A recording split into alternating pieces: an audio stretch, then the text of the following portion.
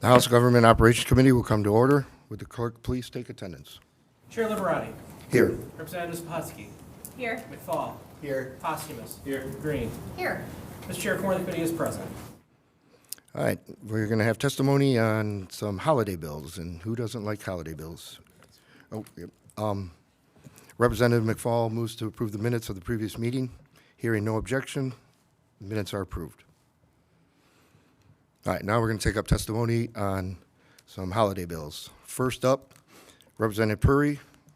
He'll be speaking on House Bill 446, 4449, and 4448. Representative, whenever you're ready.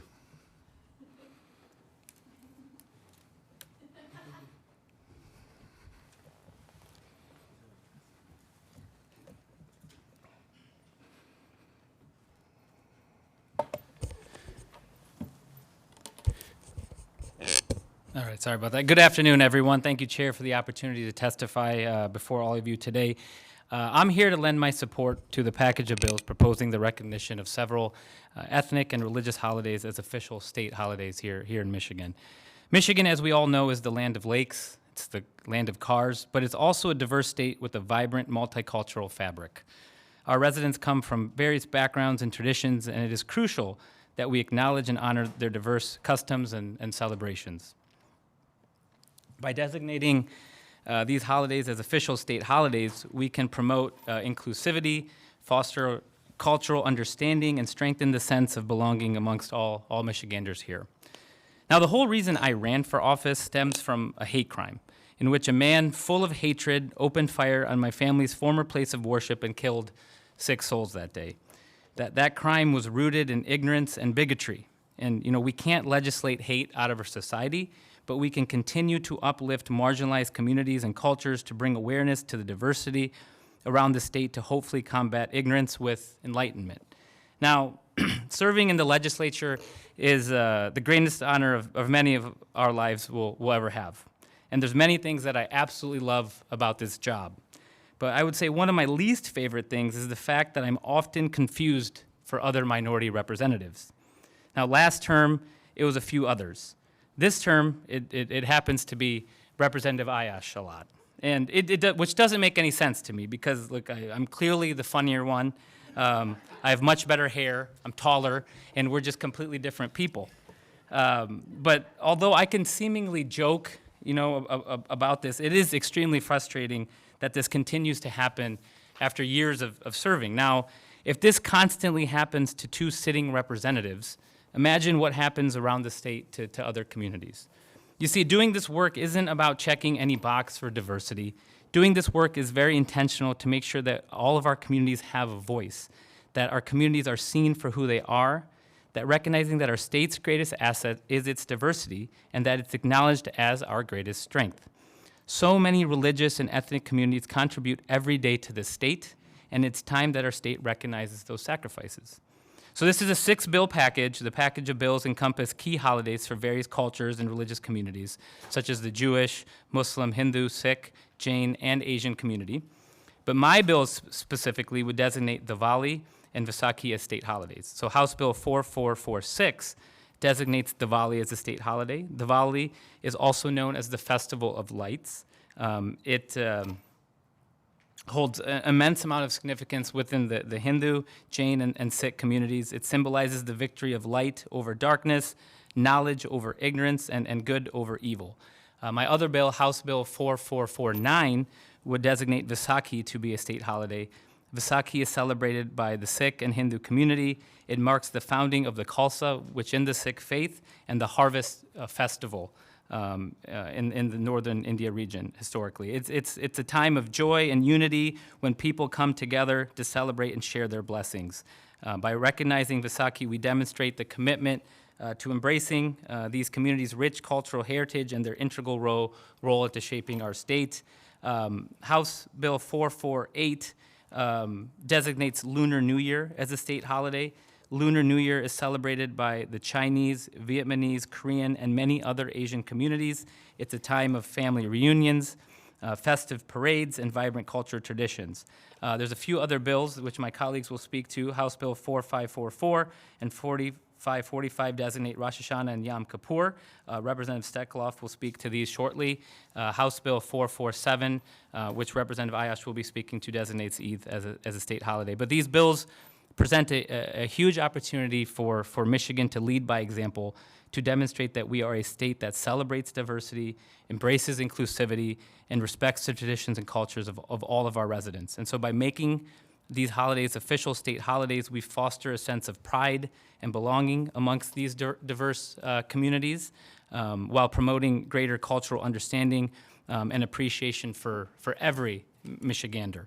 I urge each of you to support these bills, recognizing that the recognition of these ethnic holidays is a step towards building a more inclusive and harmonious Michigan for all its residents, and I thank you for your time today. Thank you for your testimony. Any questions? Yes. Representative Green?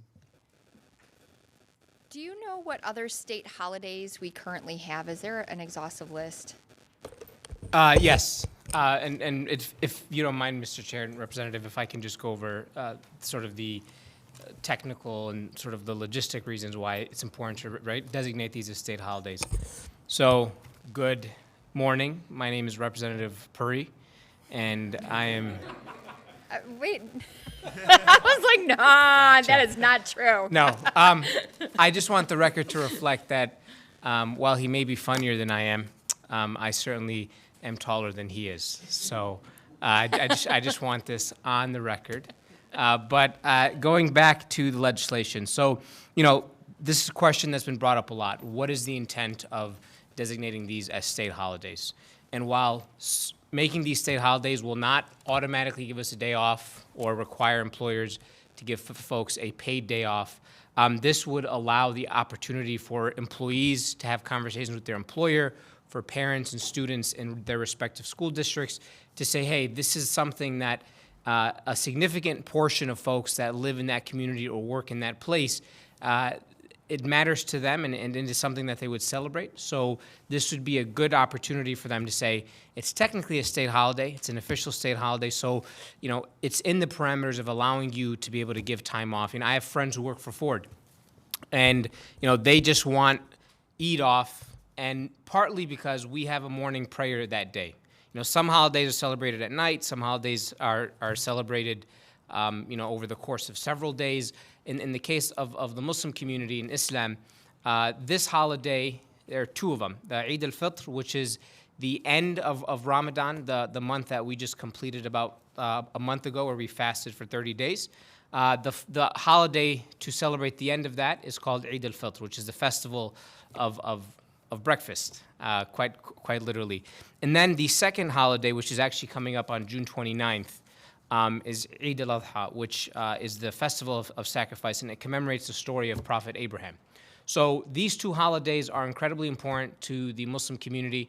You could say it's Christmas 1 and Christmas 2 for us, that we have a day which we have morning prayers that are obligatory for many folks that practice the faith. So what you often see is folks will go to the mosque in the morning, usually at 7 or 8 a.m. But we've had mosques to try to accommodate people who work to do a prayer as early as 5:30 or 6 a.m. And then they go straight to work, and then they don't get an opportunity to celebrate with their families for the rest of the day. So, by doing this, we are giving folks the opportunity in this state, to Representative Puri's point. One, we acknowledge that these folks are here and that we recognize the rich fabric of Michigan, a state that welcomes many people across all walks of life. But it's also an opportunity for us to say, if you want to organize your workplace, or if you want to organize your school district or your local government, to say, can we recognize this holiday and maybe give city employees time off, or give yourselves and your colleagues time off, then you have the space to do that. Go back to my friends at Ford.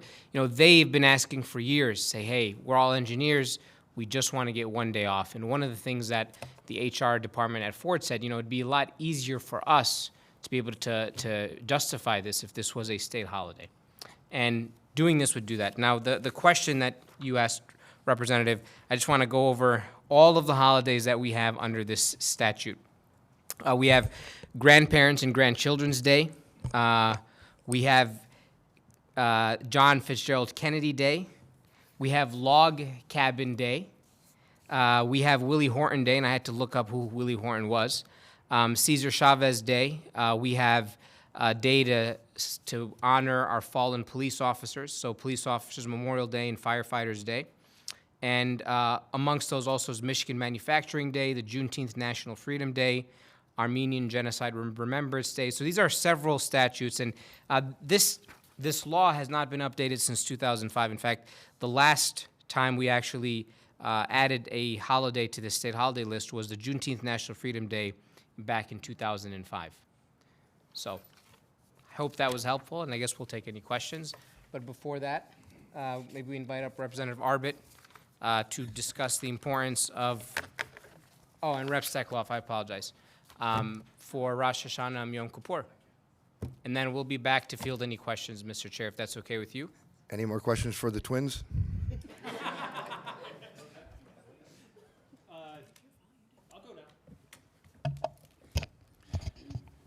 Thank you, representatives, for your testimony. I appreciate it. And, I've always believed that one of our most underappreciated resources in our state is our vast diversity, culturally, ethnically, and religiously.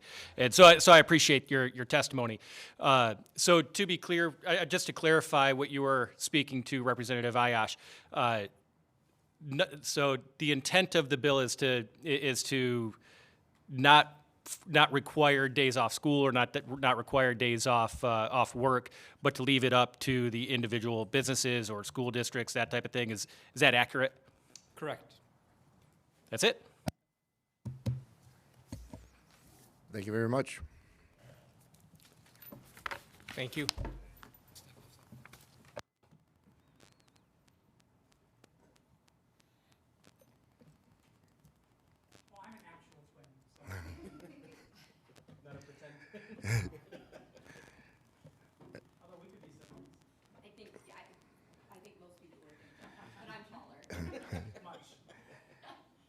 All right, whenever you're ready. You want to go first?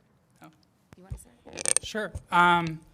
So Representative Steckloff and I have bills in the package, and we echo everything that Representative Ayash and Representative Puri said. Yom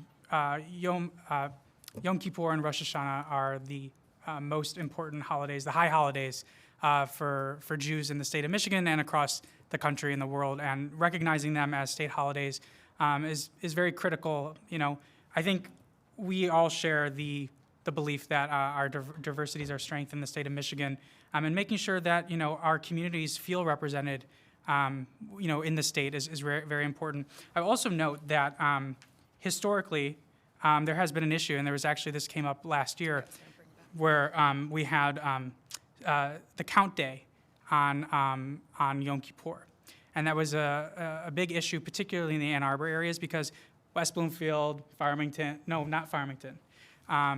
Walled Lake, Bloomfield Hills, Birmingham were out, and so they didn't have count day that day because they were out of school. But Farmington and Rep. Steckloff will discuss that as well. In different school districts that had a high percentage Jewish population were in session, and the Jewish students were out. And so these are days that Yom Kippur and Rosh Hashanah in particular, that Jewish students don't go to school, that Jewish people don't work. And so representing that in statute is, I think, very important. Representative Steckloff. Thank you, Rep. Arbit. You touched on a lot of the things. You know, it was kind of shocking, to be honest, in the how many years of Michigan, that Yom Kippur and Rosh Hashanah were not part of state holidays. These are the two most important holidays in the Jewish faith, and you are completely correct. You cannot work. You're not allowed to work. You're not allowed to go to school, especially on Yom Kippur. You have to be in temple all day. It's also a fasting holiday. And one of the biggest issues of why we need these as state holidays is because they both come in the fall. And time after time, and this year was a perfect example, these holidays land on count day. I have a very Jewish district, 20%, actually both of ours are about 20% Jewish, but two of my school districts do not have the days off. And this severely impacts their funding if the students can't be there for count day. I also have to add that as much as I've tried I have also failed at making sure that prominent members, whether it's the Michigan government, the national government, will come to these schools for special events on Yom Kippur or Rosh Hashanah.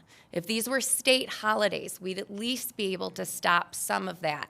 It's very, very tough to hear from the Jewish students that they're constantly missing something. Many professors in universities will not give you time off to take a test or an exam. So we're hoping with the conversations of them becoming state holidays, it'll help out. Thank you for your testimony. So, would having these as holidays actually solve your problem, though? So, Still be, because I don't know why they have Count A on this day anyways to begin with. And I guess I'm announcing something. I do have a piece of legislation that is forthcoming in the next week. This will help actually implement that because basically what that piece of legislation will do is basically say that the state, if there's a religious observance or holiday on Count Day, that the entire state Count Day will be moved a day. But this will help implement that because, you know, if MDE is the decision maker and saying, okay, well, what is there a religious holiday or observance? And actually, this year is another day. This year it's Rosh Hashanah on Count Day. If there is, a religious holiday, well, it will help by having this in statute because they can look to it and say, well, this is actually a state holiday, and it does coincide because, then you get into questions. And of course, it is common sense, but, legalistically, right? Like, how do you identify what that is, right? And so having it in state statute will be So helpful. this bill won't solve the problem, but your Not on its own, campaign no, would. but we feel that it will help, start the conversation, for sure. And thank you. I should be nicer. Say thank you for your testimony. I always forget that part because my mind is thinking. But thank you guys. I really appreciate you coming. Rep. Green, that is actually a great point you brought up, because while it's not going to solve anything, this, though, allows school districts and school boards to finally discuss how they handle state holidays, because that has been something that's been very challenging because it's not designated, the conversation can't begin. I think it's absurd. I think everyone up here thinks it's absurd that we can't get around Count Day, but that's why we're here. And we're not asking for like Hanukkah or Passover, just, the two big ones. Yeah, those are bigger. Representative? Thank you again. So from a logistical standpoint, would moving Count Day to a different day, and I understand this is different legislation, I get that, but just from the preference or preface of the conversation, does that create other logistical challenges? I'm maybe you don't know because that's not the process that we're in right now. Yeah, I'm just totally happy to have that conversation with you on that bill once I introduce it. MD is in support of the bill, and it's a simple calendar fix. Got it. So. Okay, thank you. Thank you for your testimony. Mr. Chair, if I may quickly just address that point. Part of putting these on the state calendar docket as being state holidays is the state departments, in this case MDE, that would set the count day would be cognizant on the official state calendar that, okay, this is a observed holiday for folks. So they may then be able to move it based on that just by looking at it and seeing that on the calendar. Right now, they're not on the calendar. This is the first time ever in Michigan's legislative history that we put several holidays on the calendar, namely Vaisakhi, Eid, and some of the Jewish holidays, and they were never on there in years past. And I'm not the first Muslim that served. Rep. Steckloff is not the first Jewish representative. So this will be a good first step to do that and allow them to put it on the holiday. But I also want to point out, in our public holiday law, there are something called legal holidays. And Christmas is designated as one of those holidays, as well as several others. And that is the one that requires courts to be closed. It requires banks to be closed and things of that nature. So any business before a court or before a bank, in those cases, those would be closed. But in other holidays, that's not the case. And just to give you a quick example, here in the House, Juneteenth was recognized for the first time ever last year as a paid holiday for our staff which was a big moment for a lot of folks, despite a version of Juneteenth being on the books in law since 2005. Sometimes it does take a while, but having that official designation, one, embraces and reflects the diversity and inclusion of our state,